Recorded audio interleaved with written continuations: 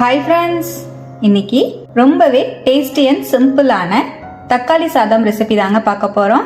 Lunch பாக்ஸுக்கு ரொம்பவே பர்ஃபெக்டாக இருக்கிறது வெரைட்டி ரைஸ் தான். அதுலேயும் இந்த தக்காளி சாதம் ரெசிபி ரொம்பவே சூப்பராக இருக்கும். எல்லாருமே விரும்பி சாப்பிடுவாங்க. ரொம்ப டேஸ்டியான இந்த தக்காளி சாதத்தை இப்போ எப்படி செய்யறதுன்னு பார்க்கலாங்க. மிக்ஸி ஜாரில் ஒரு 4லேருந்து 5 மீடியம் சைஸ் தக்காளி பழத்தை சேர்த்துருக்கேங்க. இதை நல்லா நைஸாக அரைச்சி எடுத்துகிட்டு வந்துடலாம்.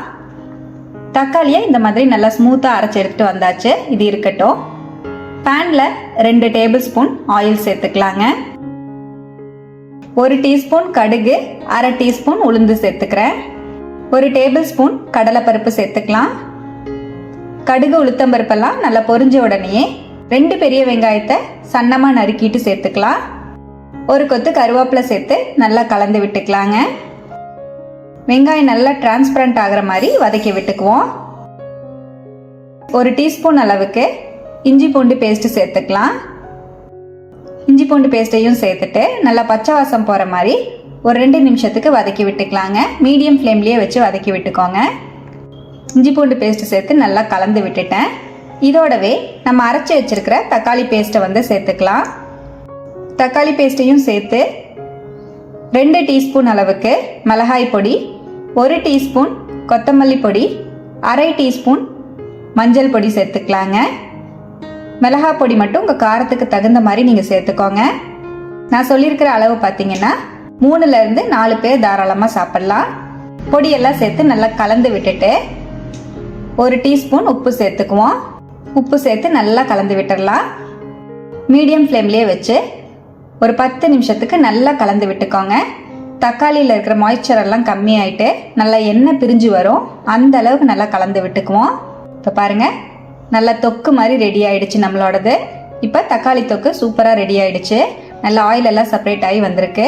நல்லா கலந்து விட்டுட்டு மீடியம் ஃப்ளேம்லேயே வச்சு நல்லா கலந்து விட்டுக்கோங்க. இப்போ பாருங்கள், நம்ம தக்காளி தொக்கு சூப்பராக ரெடி ஆயிடுச்சு.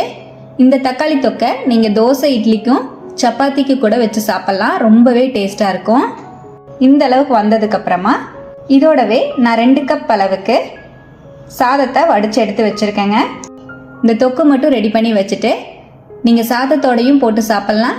சப்பாத்தி, இட்லி, தோசை எல்லாத்தோடையும் வச்சு சாப்பிட்லாங்க. ரொம்பவே சூப்பராக இருக்கும். உதிரியாக வடித்து வச்சுருக்கிற 2 கப் அளவுக்கு சாதத்தை சேர்த்துக்கிறேன். ஒரு கை அளவுக்கு மல்லித்தலை சேர்த்துக்கலாம். கடைசியாக மல்லித்தலையை சேர்த்துக்கோங்க. மல்லித்தலையோட பச்சை வாசமும் தக்காளி சாதத்துக்கு ரொம்ப டேஸ்ட்டாக இருக்குங்க. இப்போ நல்லா மிக்ஸ் பண்ணி விட்டுருவோம். அவ்வளோதான். சூப்பர் அண்ட் டேஸ்டியான தக்காளி சாதம் ரொம்ப ஈஸியாக 10லேருந்து 15 நிமிஷத்துக்குள்ளேயே கடகடன் நீங்கள் செஞ்சிடலாங்க. அவ்வளோதான். ரொம்பவே ஈஸியான இந்த தக்காளி சாதத்தை ஸ்கூல் லஞ்ச் பாக்ஸுக்கு கொடுத்து விடுறதுக்கு ரொம்பவே பர்ஃபெக்டாக இருக்குங்க. தக்காளி சாதத்தோட பொட்டேட்டோ ஃப்ரை வச்சு நான் இன்றைக்கி சர்வ் பண்ணியிருக்கேன். எக் ஆம்லேட்டு, பொட்டேட்டோ ஃப்ரை, அப்பளம், வடகம் வச்சு கூட நீங்கள் சர்வ் பண்ணலாம். ரொம்பவே டேஸ்ட்டாக இருக்கும். கண்டிப்பாக இதே போல் சிம்பிள் அண்ட் டேஸ்டியான தக்காளி சாதம் ரெசிபியை நீங்களும் ஒரு டைம் ட்ரை பண்ணி பாருங்கள். ட்ரை பண்ணிவிட்டு எப்படி வந்ததுன்னு கமெண்ட்டில் மறக்காமல் என் கூட ஷேர் பண்ணிக்கோங்க. நம்ம சேனலை இப்போ தான் ஃபஸ்ட் டைம் பார்த்துட்டு இருந்தீங்கன்னா சப்ஸ்கிரைப் பண்ணிக்கோங்க. பக்கத்தில் இருக்கிற பெல் ஐக்கானையும் கிளிக் பண்ணி வச்சுக்கோங்க.